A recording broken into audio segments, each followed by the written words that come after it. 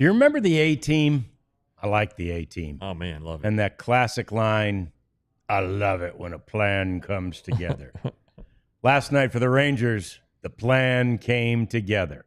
We talk about it next. It's the DLLS Rangers podcast.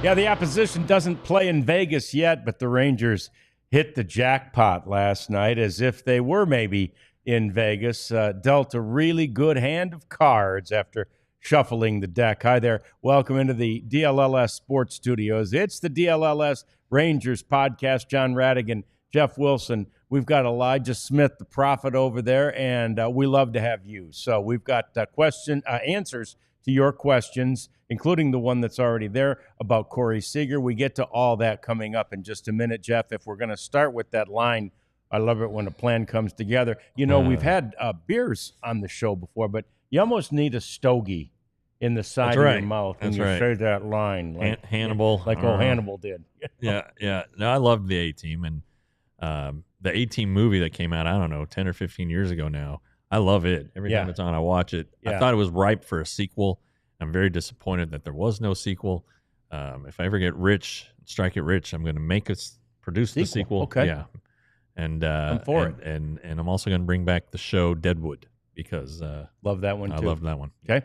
Anyway. In the meantime, let us resurrect what happened last night. And again, it played.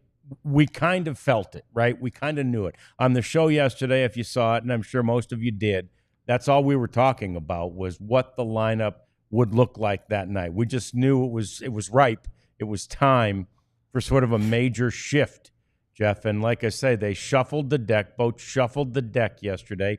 And the one bit of advice he for sure took from us is to put Josh Smith in center field and lead him off. Yeah, he obviously was watching the show. Clearly.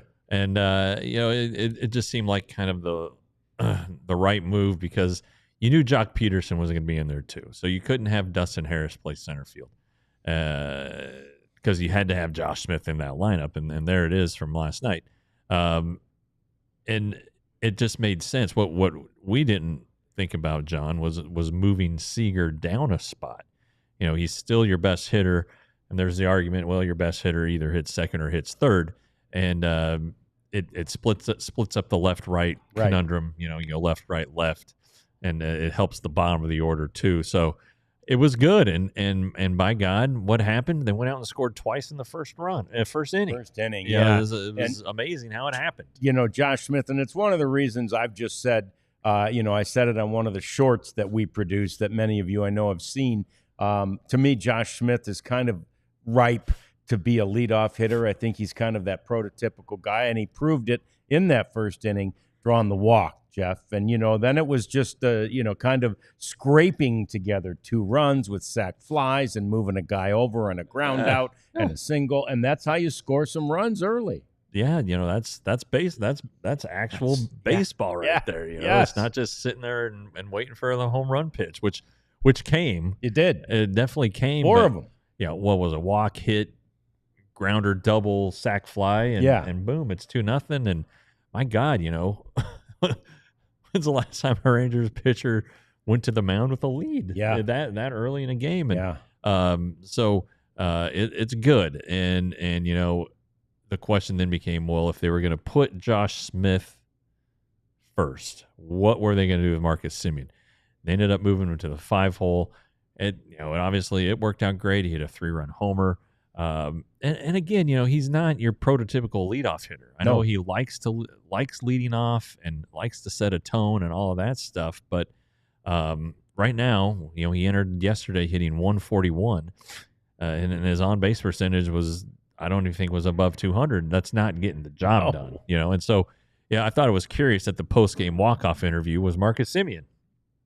And he said, yeah, Smitty started off great, like you're supposed to, with a walk. Yeah. Like saying to himself, and he kind of chuckled, so maybe he was poking him fun at himself, but there's no doubt about it that it made a difference last night. And so good for Josh, good for the Rangers for, good for them for trying to get the guys going in the spots that they are intended to be in. Good for Bruce Bochy for giving these guys a chance to work out of. But now, though, after 3 weeks, almost a month of the season, it's time to get going and try something new. And this may just be temporary. It may just be all of a sudden Marcus Semien is sizzling hot and you want him back at the leadoff spot. That's entirely possible. But I think as long as this is working, they're going to stick with it. But, of course, there's going to be a major change. Huge change, at least for the short term. Yeah. Corey Seager had to leave the game. It was interesting. It didn't – I mean, he's a hustler. He was busting it down the line, but it didn't look like there was anything extra. It wasn't like running extra hard.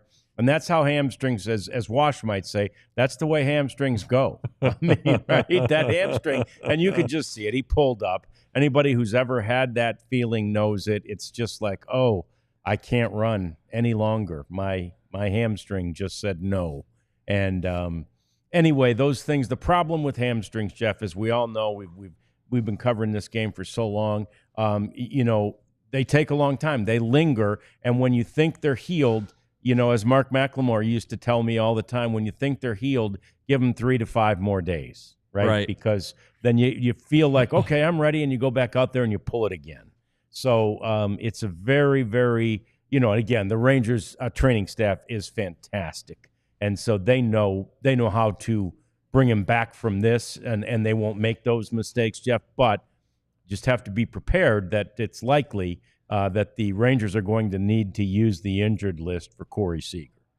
Yeah, it just if you watch the game and saw the replays and all that, it ended the inning. The play ended the inning. So of course he's going to turn right into the dugout and go get his glove or whatever.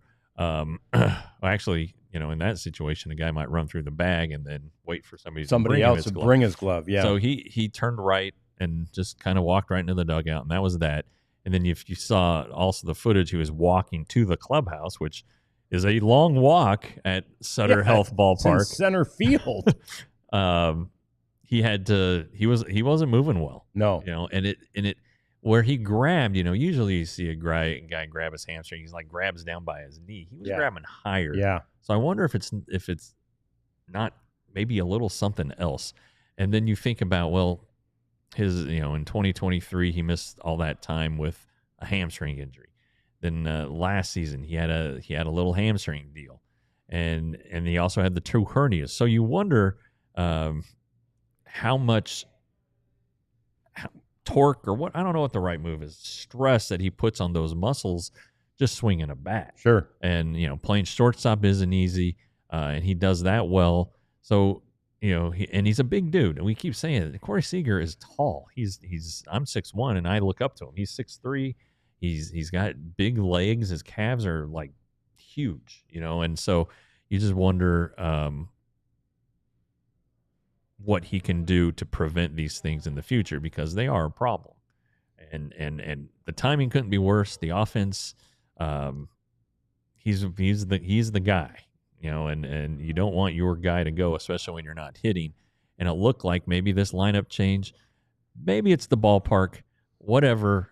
Something happened last night that hadn't happened before, and you feel good about the changes, and then all of a sudden you're going to be without your best player potentially for, at least 15 days, I would think. Yeah, and even through the offensive malaise that was, certainly there through the homestand, even as good as it was, a 4-2 homestand, the offense wasn't really there. It certainly wasn't there on that abysmal road trip, the last one they took. But through the homestand, for sure, Corey seemed to have found his offense, right? He was hitting the ball hard, and he was getting on base.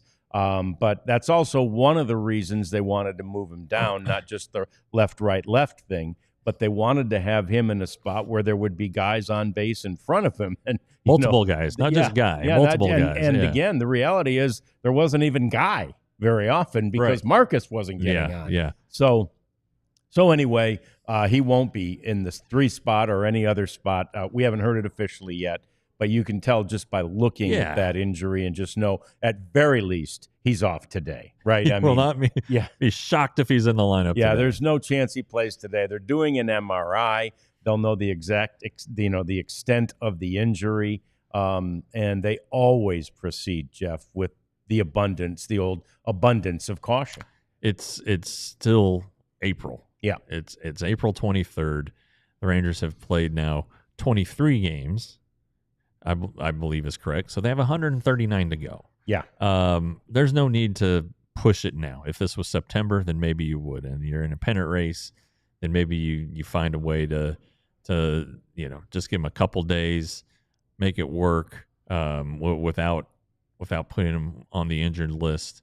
But this one, there's just no need to go too nuts with it. I just, if the MRI shows any kind of strain, whether it be a grade 1, which is the least severe, to anything, no, do not mess with it. Just get him on the injured list and plan accordingly going forward. In the meantime, you could foresee obviously keeping the lineup similar. I mean, right now to have a left-handed hitter in Josh Smith at the top, he's been your best hitter throughout the course of the season, and he's 1 and 1A has been Wyatt Langford. So to have those 2 guys, and one's left-handed and one's right-handed, and so to have those 2 guys at the top of the lineup, I think still makes sense, Jeff.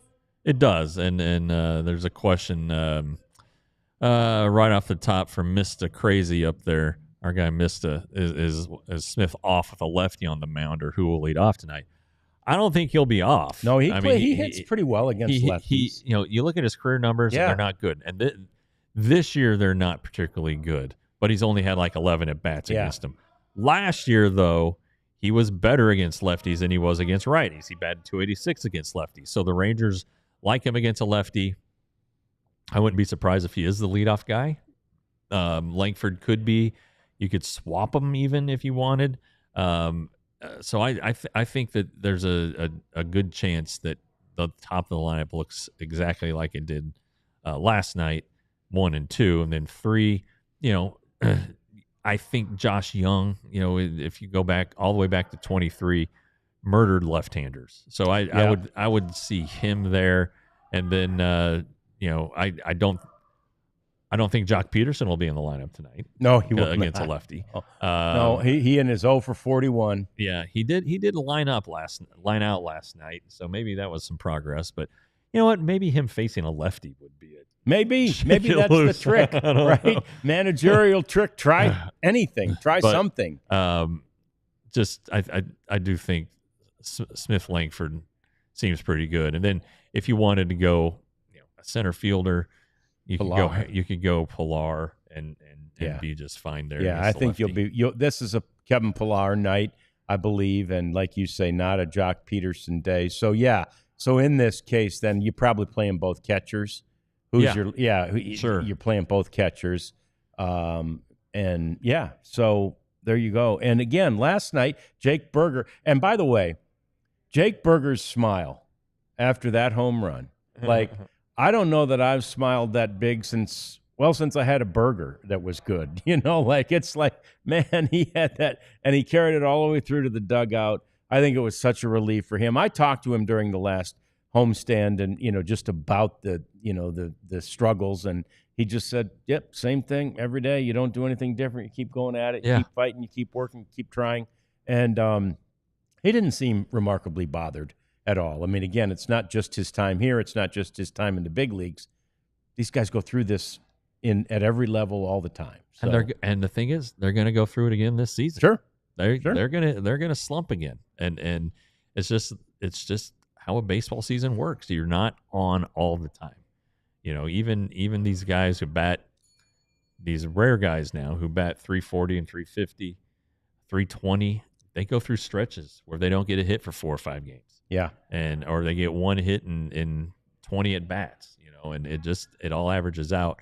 We got a lot more questions on this one, so we'll get to that as soon as the our ad reads. But yeah, we got more to talk about on this subject. Lots more on this subject, and we've got plenty more to talk about with regard to tonight's game and what we can expect from that one, especially with our good friend Kumar Rocker on the mound for the Rangers tonight. That's all coming up. It's the DLLS Rangers podcast. And we are proud of our new partnership. It's officially launching today with Big Brothers and Big Sisters. It's a big and little announcement that we have to make today. ALLCITY, including DLLS, but it's our whole company in all 5 of our markets. We are teaming up with Big Brothers and Big Sisters of America for an exciting 3-year partnership. It's not just about sports, it's about community, because look, that's what we're here for, is for you guys who are a part of the community. We too are a part of this community. We're combining Big Brothers, Big Sisters, incredible youth mentoring programs and passion with the power of ALLCITY's local sports coverage to create something truly meaningful. The partnership kicks off this week during our NFL draft coverage. We're excited to support youth mentorship, and that really makes a difference. You can learn more and see how you can get involved by going to bbbs.org/ALLCITY. That is great. Anthony Andro, former Big Brother for a long time, still remains in touch with the kid who's now an adult with kids of his own. Yeah. Yeah. The Lone Star Smokeout is coming next weekend to AT&T Stadium.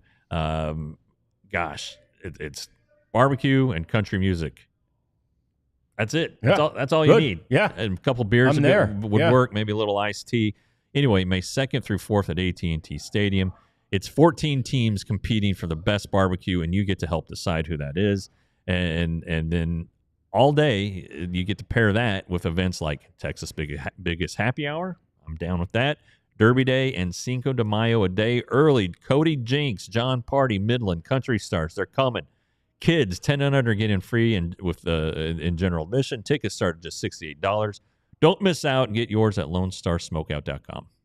All right, so much to talk about regarding last night's game, but the biggest takeaway is the fact that the Rangers have, worsened the Athletics' home record, the worst home record in baseball. They're now 2-8 on the season at home. Jeff, they've won 20% of their games at home. I don't think that's enough to consider yourself a good team, and certainly not a good home team. Yeah, they do though. If the conditions are such that it's going to be an offensive ballpark with the prevailing wind going out, and with it getting hotter and the ball expected to also travel more, they do have some sluggers who could hit the ball out of the ballpark and make it competitive. The problem is they don't have the great starting pitching, and you can look at the ballpark effect, the park effects last night, and wonder if some of those balls would have gotten out or not. But if you look at the pitches the Rangers hit for the home runs, they were meatballs. Yeah. They were right down the middle. Our buddy Osvaldo Bido just was missing. That's all there is to it. Yeah. And the two that Jacob Webb gave up later in the game, and even the ones that Corbin gave up.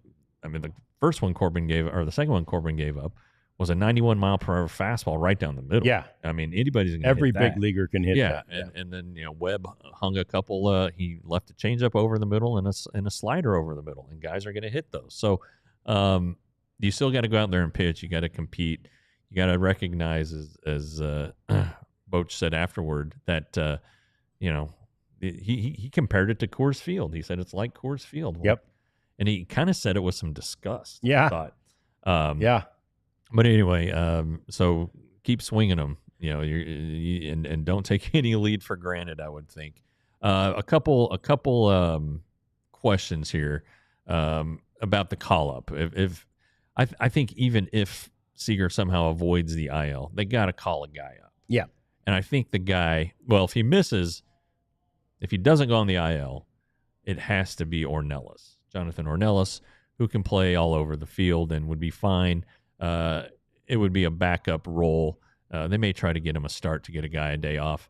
And then Mista, and following up on his question, said that Bochy on his radio show today said that today might be a good day to get Josh Smith off. Okay, then maybe you put Ornelas in there, but I just really think that would have to be reconsidered, considering the state of the club. So we'll see what happens with that. Now, Duran can come back for an IL move. An option player has to spend 10 days in the minors before he can be recalled, unless there's an injury. And that's how he was able to come back last time with the Wyatt Langford injury. So there are a couple ways they could go. Honestly, they could, Marcus Semien was a shortstop. He has been a shortstop for more than half his career. He hasn't played in a while, but I'd imagine it's like riding a bike. So you get Semien over at shortstop. Jake Berger can play second base. Not very well, but he can do it. Yeah. Dustin Harris can play first. So there are ways they could maybe try to risk it tonight if they think, he just needs a day, or let's just give him a day. All right, try that, okay? But I don't think they're going to want to do that.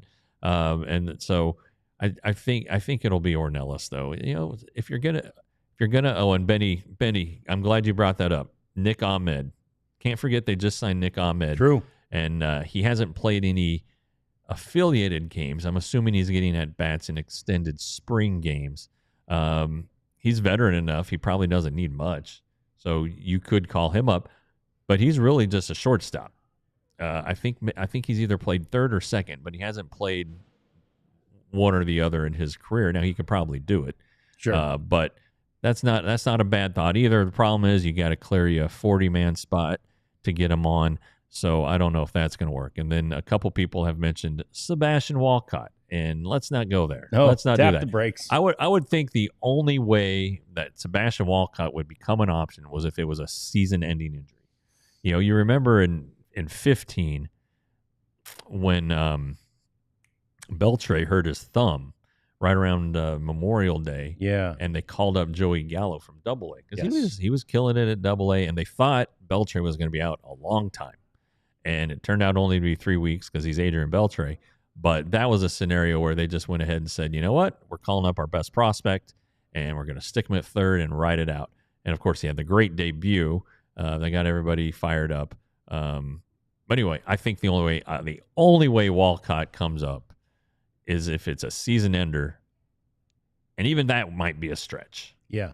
So, anyway, thanks for the questions, guys. And then, and with regard to your thought about Semien moving over to short, which is certainly a possibility, even for a game, but we know he doesn't want to go there. And I thought it was interesting and somewhat telling his comments before the game yesterday when asked about, or maybe they were even after, but either way, asked about being moved out of the leadoff spot. He said, look at my numbers. I don't have any say. Yeah. Meaning, normally I have a say, right? Normally I got a say in this. Now I don't. But he does. He does have a say in whether or not he wants to play shortstop. And I think in general, he's always said ever since, after that first year, he filled in for Seager a fair amount. And starting in 23, he said, I don't want to do it that way. I don't like that. I think I just want to be a second baseman. Yeah, and I'm just thinking out loud here about if they wanted to not make a move today with Seager, could they get by? Yes, and they probably could. There are scenarios in which they could absolutely get by if something were to happen to one of the regular infielders or to Josh Smith specifically, where there would be a need for a shortstop. Marcus Semien could go over there for 4 or 5 innings. Yeah, and probably would, knowing that tomorrow there'll be a shortstop up. And sure. Anyway, okay. So what else happened yesterday on the injury front? Jack Leiter made a rehab. How about Jack Leiter's numbers last night? Very good. Yeah, 4 2/3 innings. 1 hit, 1 walk, 4 strikeouts, no runs. 60 pitches, 40 strikes, and 40 strikes. 60 was the number. I mean, very clearly the number because there's no reason that he wouldn't finish that inning under normal circumstances. So, and that's kind of the ballpark that Bruce Bochy had mentioned Sunday. 60 pitches. Haven't heard anything to the contrary that the blister broke or is in worse shape than it was going in. He still is going to have to monitor it. Probably between starts, he'll do the glue thing, or he'll do the Band-Aid just until it gets hardened. But Leiter could return. Well, not any day. He just threw 60 pitches, so probably the soonest he could return is Sunday. Yep. Monday makes a hell of a lot of sense though, because as we had discussed, all right, Sunday makes some sense too, but give the finger an extra day. Let Corbin make the start on Sunday. But if they want to flip it or fly, whatever they want to do, I think Corbin still makes another start, because they're in this as we talked about yesterday, this long stretch. I think they're playing 26 games in 27 days. Yeah. They only have 3 days off in May. So this is just dropping in a starter to give everybody else a day of rest. And so I think that's a possibility that they go ahead and let him start Sunday, and then let Leiter come off Monday. If you pitch Corbin, bump him back a day to Monday, well, he's facing the A's again. And generally speaking, it's not helpful to the pitcher to face the same team 2 starts in a row, because they just saw him and now they know what he has.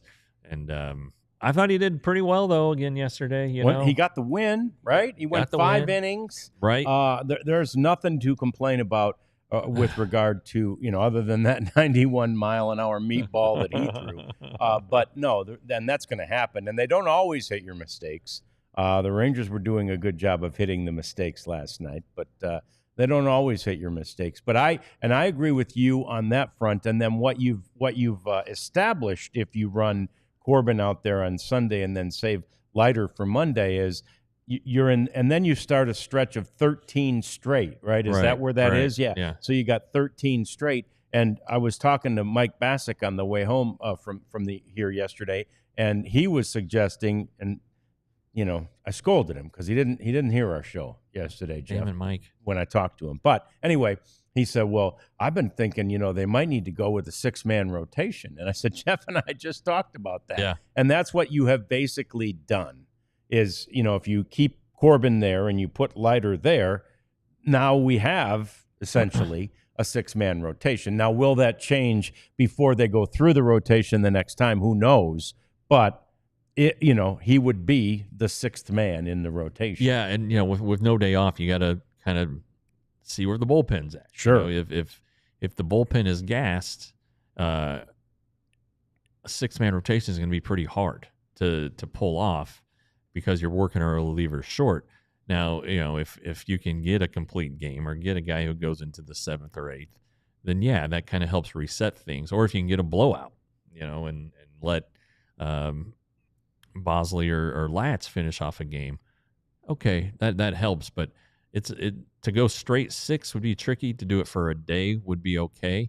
And guys are available on a 6-man schedule where they can be available out of the bullpen if needed for an inning, maybe on their bullpen day or something like that. But it comes with a little bit of risk doing a straight 6. But it makes sense though, because they are still concerned about DeGrom's innings. Got to be concerned about Malley's innings too, especially now that he's kicking butt and taking names. And then Rocker. You still have the 3 guys who are coming off of Tommy John. So 3 guys whose innings you really want to watch and monitor and make sure they're healthy and that they're there at the end. Yeah, you need them on that wall at the end, and you're hoping that you have. I mean, again, you couldn't hope more for Malley to continue what he's been doing, for DeGrom to just be DeGrom, and then for Rocker to, like Jeff has said a few times, just be more level, be more consistent, be more like you were last time, and not have these highs and these lows. And that, look, you can't expect that consistency out of a guy who's a rookie, but you can hope for it. And who knows? He every one of these guys learns from every outing. You're right, and I see a comment there, Rocker to AAA. I mean, it's possible. Yeah, but not yet. Yeah, I wouldn't think yet. I think his one start, this last start, has bottomed 2. Yeah, and so anyway, yeah. But he can be optioned, and it is a way to monitor his innings. Sure, no doubt, no doubt. Right. That would definitely be, I'm sure, an option for the Rangers, depending on what happens with everybody else here in the meantime. More coming as we get to Rocker tonight and his matchup with the Athletics. By a first name, will you? No, anyway. Anyway, we talk about that, and we also talk about some minor league injuries that aren't great. That's too bad, but it's next on the DLLS Rangers podcast. Do you have any recent communication with Nicole? With Nicole? John? Yeah, Nicole and I are we've been talking. And the thing I love about Game Time is that it is personal. I mean, I can just reach out to Nicole and ask her questions. And then the next thing I know, I get an email. So I don't know if it's her responding to me directly. But anyway, those emails help me. They really do, because they tell me what's coming. And there's lots more than just the sports coming. But the top right now is the Stars and their playoffs. And then the next one that I see on mine is probably because I'm sportsy, would be the Rangers' next homestand. But there's so many other things available via Game Time. It's a great app. They show you where you sit. They have price guarantees. There's so many things to like about Game Time. There's not all these hidden fees. I used it for my son when he bought his tickets to one of the comedians. He saved a bunch of money. You can too. DLLS is the code at Game Time for $20 off your first purchase. Empire Today makes it personal too, because they want to give you home field advantage, and they want to do it from your home without you even leaving, making all the selections, all the choices, seeing what matches. They'll do it. Empire Today, they're just experts in what they do. They've been around our area forever. Much better than the big box stores. The big box stores, you're not going to get nearly the same detailed and specific help that you're going to need. So here's what you need to do. You schedule the in-home estimate with Empire. They're going to come to your house, like I said, help you pick and choose the colors and the right thing, the right fits for your rooms. And they could start the next day. Wow. Yeah, and then furthermore, if you go to empiretoday.com/DLLS, you'll get $350 off your new floors. That next day thing is huge, too. I had a refrigerator issue at the house, and I thought, it's a freezer, not the fridge. But either way, it's not cooling, right? And I thought, well, it's going to be a few days before I even get somebody out to look at it, right? Yeah. Nope. Came the next day. Now it's going to be a few days to get the part. We blew a motor in the freezer, but fine, whatever. All right. I can deal with that. But at least they were there the next day to let me know what it was, and they've ordered the part. So in this day and age, it's hard to get that next day type service. It is. And, like whenever I'm in a position where I can get it, or even, my tire fiasco the other day. Sure. I went to one place and they're like, yeah, we don't have any in stock. I was like, all right, I'm going to a place that has them in stock. Yeah. Because I'm not messing around. Yeah. And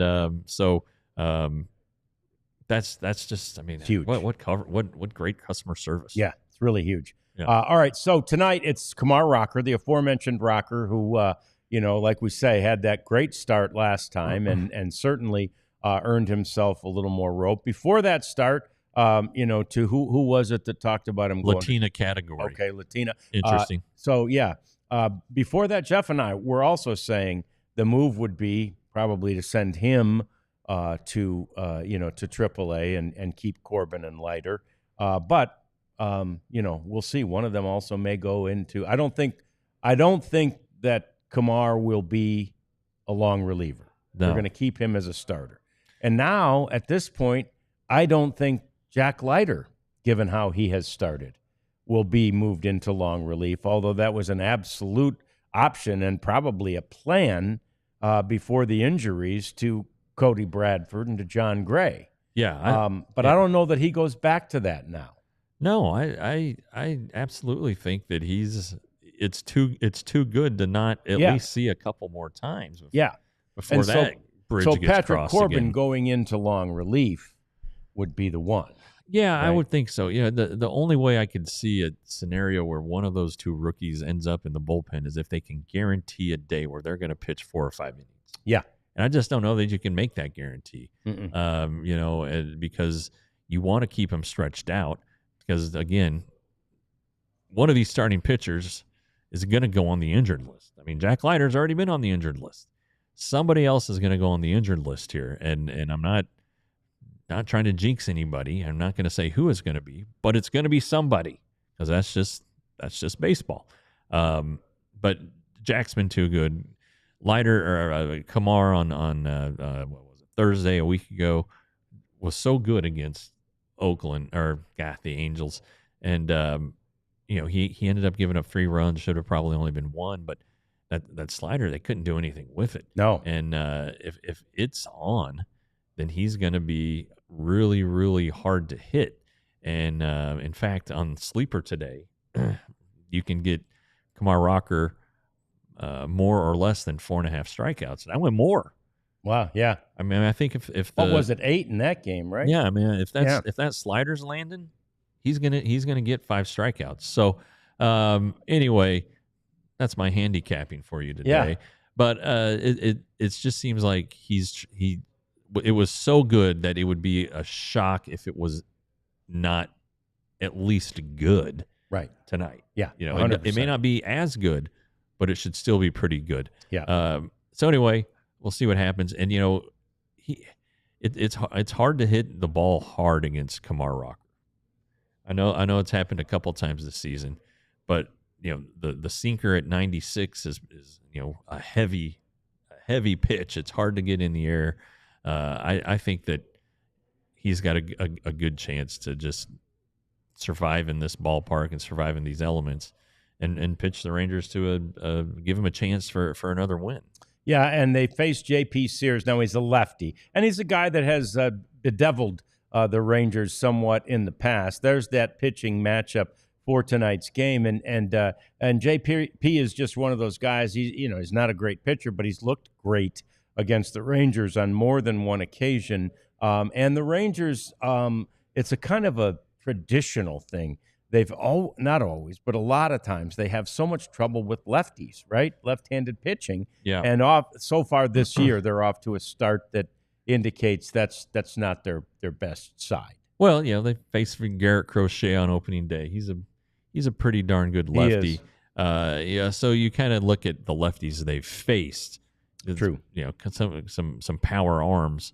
Kikuchi. I mean, the Kikuchi was getting it up to 97, and changing speeds, and they ended up winning that one. They did. So you kind of are like, all right, yeah. But Jake Berger is supposed to hit lefties. Yep. Jonah Heim's best side is against lefties. Josh Young is supposed to hit lefties. So you got guys that are supposed to hit and have in the past hit lefties. Kevin Pillar. Kevin Pillar brought in strictly to hit lefties. To do nothing else. That's his only job. Yeah. And so we'll see how it shakes out. It's a pretty small sample so far. It is very Sears he's not a hard thrower. Nope. He changes speeds and whatnot. I think he can be a little bit wild. He can miss the strike zone at times, but it always seems like he's still standing there in the 5th or 6th inning and has the A's in a game against the Rangers. But if you look at his stats overall, he's about last year he was around a 4.5 ERA guy pretty much the whole season. So I'm not sure how it's going to work out tonight, but I would suspect that the Rangers have the advantage here. I do too, and I think to your point, it just came back into my head, a comment I didn't make to piggyback off something that came in the chat about Bochy saying this might be a good day to give Smith off. I think that it would be a good day to give Smith off if Corey Seager was in there. I agree. But I think now that Corey Seager likely won't be, and maybe Bochy was being optimistic on the radio show when he said that. He does do it live. I mean, it happened this morning. So, but I think you want to keep Josh Smith in the lineup based on last year, as we mentioned, against lefties, and to put him at shortstop. Well, and all right, let's say that you're gonna bring up John Ornelas, right-handed hitter, who is going to have to fly from Austin, connect somewhere, and then you're going to put him in the lineup. and if there's been weather in our state, as there was overnight in DFW, and then last night there was some weather in Round Rock because their game was suspended. Is there a flight delay? Right. Is he going to be stuck on a flight like our poor buddy Sam Nessler? Sam Nessler, who's trying to get to Denver and can't get there. Yeah, he's been on a plane for 6 hours going to Denver. So, I think that I think there are a lot of reasons to start Josh Smith. I think they outweigh the need to sit him. Now, he did have a thumb injury last week.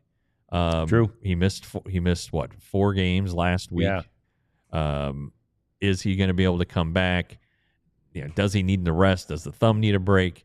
Those are some things that we don't know, and maybe that more than anything is the motivation behind what Bochy said on his radio show. Not sure. Again, we'll find out about 5 o'clock, 5:30, what that lineup looks like. But I think Josh should be in there. I do too, and it is interesting when you mention that, the fact that A, Josh missed 4 or 5 games. B, they didn't have to use the injured list for him. C, even after missing those, he came back exactly the same. Didn't miss a beat. Sometimes even a 4-game, 3-game, layoff, it won't. You still have to come back and get your timing back. Josh just keeps hitting. It's remarkable. It really is. You talk about the game Saturday. Adolis Garcia hits the 2-run walk-off homer. Well, guess who got on base ahead of him? A double, by the way. With a double. Yeah. Josh Smith. Yeah. He homered last night. Yeah. I mean, it's not like he's just slapping singles around. This guy's driving the ball much more than I thought he would. So good for him. And I hope then that it continues. You like to see it's a good little story. This is a guy who, honestly, at one point last spring of 24, I wasn't sure was going to make the team, and then he ends up making the team. Then Josh Young gets hurt 4th game, and now this guy, should have been an all-star. Absolutely. Wins the Silver Slugger Award. And has picked up right where he left off. He hasn't taken anything for granted. He played a lot in spring training, and he's been all over. He hasn't played right field yet, which he played in spring training. He hasn't played catcher, which he's probably the emergency catcher now that Duran's in the minors, and he hasn't pitched and probably won't. So I mean, that's a lot of positions. Plus, he's probably got a DH day in there. So. Guy's versatile. He's good. He's a good defender. Shortstop defense actually might improve with Corey Seager now. But I think that he needs to play every day. Yeah, and they do a Silver Slugger for utility players. They ought to do a Gold Glove. I think they do. I think they do. Yeah. Okay. Well, I don't know where he stood on that front, but that's a pretty good. Again, when you especially, and I think they should factor in that this guy plays 7 positions, and the most difficult ones. I mean, obviously, it's strength up the middle, right? Those are the tough spots. So he played center field. Now, I was surprised. I was telling Jeff before the show, I thought he had played center field at one point in the last couple of years, but it was his first time playing it in a big league game. Yeah. He got a trial in center field in spring training, and the worst place to learn how to play the outfield is Arizona. In spring training, and he did really well. Looked kind of natural, and these guys that play up the middle are generally really good athletes. Yep, the best athletes on their teams growing up, and they have the ability, the quick twitch, as they like to say, the footwork that comes with all of that to go out and play other positions and adapt to them quickly.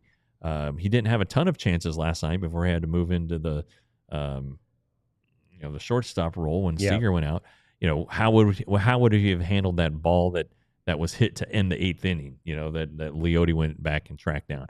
You kind of are probably glad you didn't have to find out. Sure, to be honest, considering the circumstances of the game. But he's pretty handy to have around. And again, as we mentioned yesterday, and as Bruce Bochy mentioned over the weekend, his preference is to keep Wyatt Langford in left field. And maybe it's just because he was coming off of the injured list and you didn't want to tax too much right away. But I genuinely think that the Rangers, I know that the Rangers their preference, and they're going to do whatever they can to ensure it, is to make sure that Wyatt Langford is the left fielder this year. Yeah, and if Josh Smith gets that day off that Boch kind of mentioned or alluded to, I wonder, Wyatt Langford the leadoff man?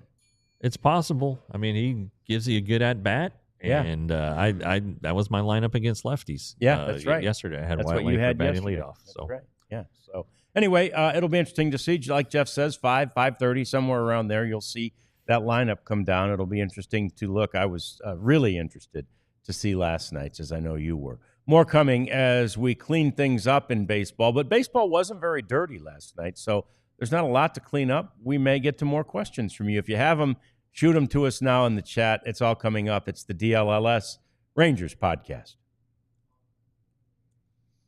And it's time to talk about being a diehard. Woo-hoo. That's what you need to do before the draft starts tomorrow and goes through Saturday. I don't know how long this deal is going to last, but I will say this. I know this. The new standings have come out, and I knew our DFW people would do this. We have taken over. The last time I saw standings, Jeff, we were in dead last. Dead ass last. This time we're in first ass place, if I may. That's right. We have more signups of diehards than any of the other cities. And so anyway, we want to keep that going. So let's get some more. $36. It is such a great deal. You get all the content that is provided. We get 20% off any merchandise that you buy and any of the events that we have. We were talking to the skipper today about wanting, once the playoffs for the other two sports end, we want to get a Cosm night out there for a baseball game. He said he watched a World Series game out there last year, and it's fantastic. And by the way, if we do that, you'll get 20% off the Cosm night. So all these different events that we plan to do, take over a ballpark, those kinds of things would be cheaper for you if you become a diehard. All DLLS.com to do that. Yeah, and you get a free shirt. Yeah. Hello. Yeah. For they're priced at $35. So think about it this way: you're getting a shirt and 12 months of kick-ass sports coverage for $35, or for $1 if you want to look at it. Sure. However you want to look at it. Do the math. However, girl math, boy math, whatever. Do the math. I'm wearing the DLLS horseshoe today. John's got Hello Win column, and we have them all pretty much. So go to store.allcitynetwork.com, pick yours, and you'll get it quick. Become a diehard. Yeah, it's a no-brainer. I think I said that on the Twitter machine yesterday. This is a no-brainer, people. No-brainer. So I love this story, and I love this kind of story, and I've had the opportunity to do this kind of story with guys before. Most recently, it wasn't a player that I did this with. I did it with Chris Woodward the first time he went back to the Big A as a manager for the Rangers.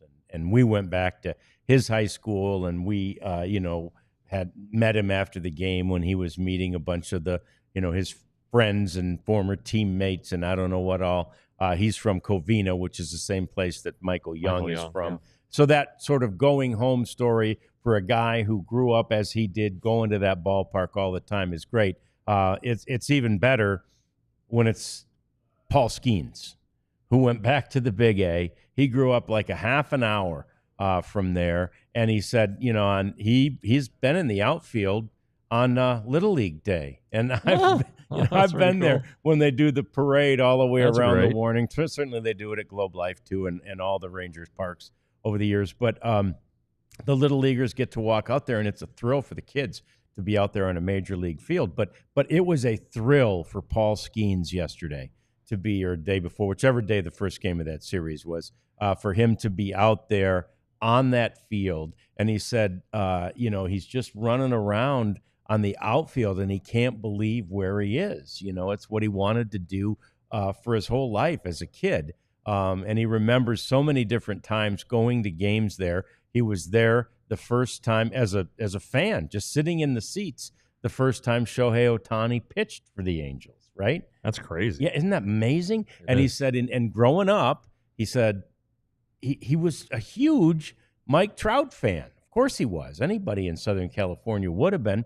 So he says he came out of the bullpen, and all of a sudden he looked and he goes, "Oh my God, that's Mike Trout. How cool is this?" That's, I mean, you're Paul Skeens, for God's sake.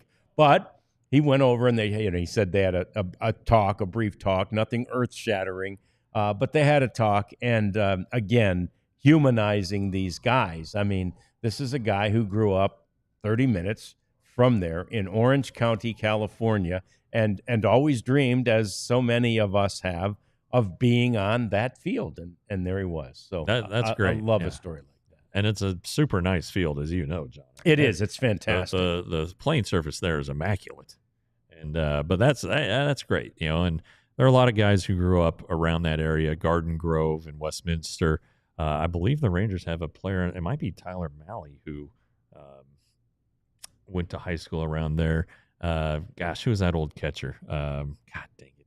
Why am I blanking? I got his big dumb head in my mind right now. Anyway, the Rangers had a catcher who was who was from Garden Grove and always had family there. So it is fun when those stories happen. Yeah, and Skeens went to that El Toro High School, which has produced some other big leaguers over the years. Well, like last year, Cole Wynn, who's from Colorado, you know, he had played in a state high school all-star game at Coors Field. So he came back and was able to play there, and you know, and for the first time and as a major leaguer, and said it was a cool experience. Oh my gosh, yeah, that's just cool. Gerald Laird, bam. Gerald Laird. Oh man, that's good great. Lord. You knew you'd come up with it. Yeah. Gerald Laird. So there you go. Orange County is a big producer of baseball players and major league players. Well, I mean, Cole Wynn went to high school his senior year, and he went to Orange Lutheran High School because the competition wasn't good enough in Colorado. Is that right? And his dad was doing enough business there where he could be a resident, and they lived. You know, those apartment buildings that are in the parking lot at the Big A, they lived there. Really? For a year, and he went to high school, pitched there. Orange Lutheran's like a baseball powerhouse. Yeah. Ends up being the 15th overall pick. So, well, worked out. He's got ties at the Big A as well. Yeah, worked out very well. So, anyway, that was a cool story. I love Paul Skeens, the whole vibe of him. He seems very down to earth and like a pretty good dude. All right. So, hitting 300. I just couldn't believe my eyes when I saw the headline on MLB.com today. It said 6 unique players who might just hit 300. Woo! And I'm like, is this what we're reduced to? And the lead line of the column or the article there on MLB.com was, do you know how many players hit 300 last year? And I thought it was 8. It's 7. 7. According to the 7 players hit 300 this year. Because then I looked down the list. Aaron Judge is one of them. I'm like, what? I don't think that's that surprising that Aaron Judge is going to hit 300. But again, you go through the list, there just aren't that many. Did he not hit 300 last year? I'm sure he did. I had to be one of the 7. Right, we're going to look this last year. But anyway, it's become just a huge deal. And I think when we talked about this at the end of last year, Jeff and I talked about recalling certainly George Brett and Tony Gwynn and others who were flirting with 400. Right? Could they make 400 for the season? But 7 players hit 300 last year, only 9 the year before, and 11 the year before that. So it's been a steady decline. Aaron Judge hit 322 last year. Yeah. So probably, okay, I'm going to try to name the 7. Bobby Witt Jr., Aaron Judge, Stephen Kwan.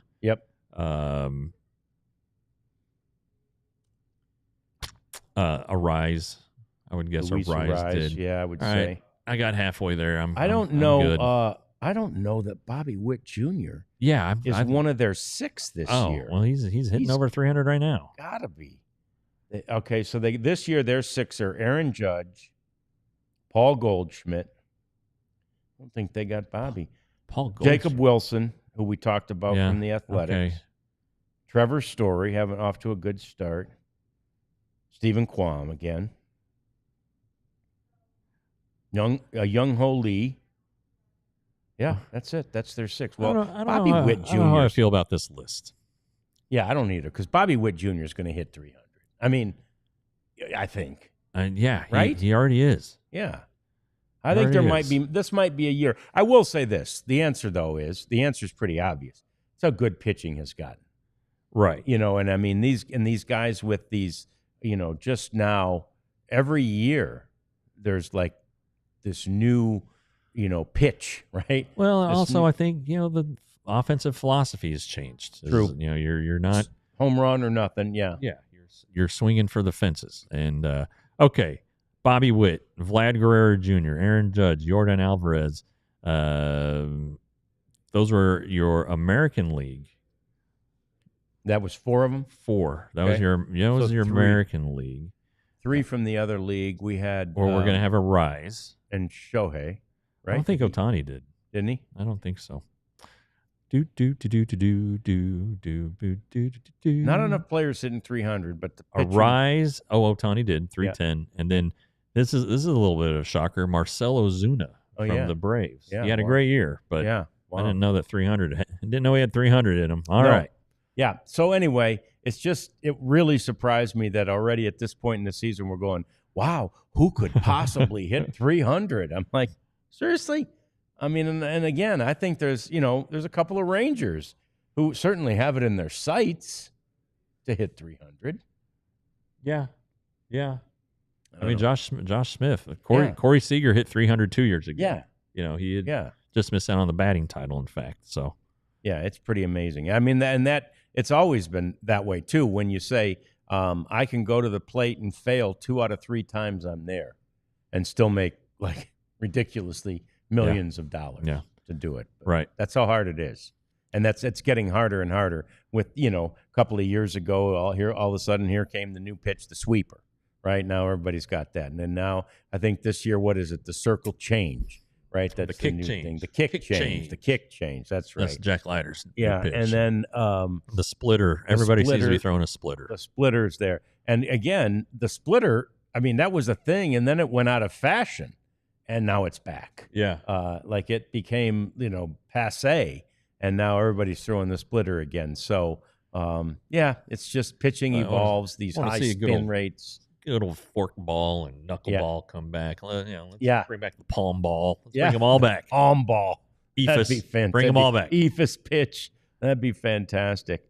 All right, and then we've got this great story from the Hickory game last night as the Rangers single A. Is that low A? That's single. Low A. That's Hickory low is A. low A nowadays. The low A affiliate was taking on the Red Sox low A affiliate. And the Red Sox low A affiliate team was wearing their blue uniform tops with their whitish pants and red socks, as the Red Sox organization will do. But they had the blue tops on.